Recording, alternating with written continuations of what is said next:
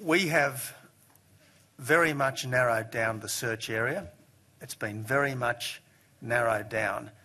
because we've now had a series of detections, some for quite a long period of time. Nevertheless, we're now getting to the stage where the signal from what we are very confident is the black box is starting to fade,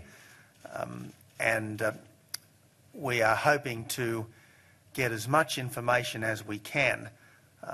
before the signal finally expires. All I want to say at this point in time is that we have very much narrowed down the search area, and we are very confident that the signals that we are detecting are from the black box on MH370. I really don't want to say any more than that because I want to get the most up-to-date briefing between now and my meeting with President Xi later today, and as a sign of respect to China and its people, and in particular to the 154 Chinese victims and their families, I would like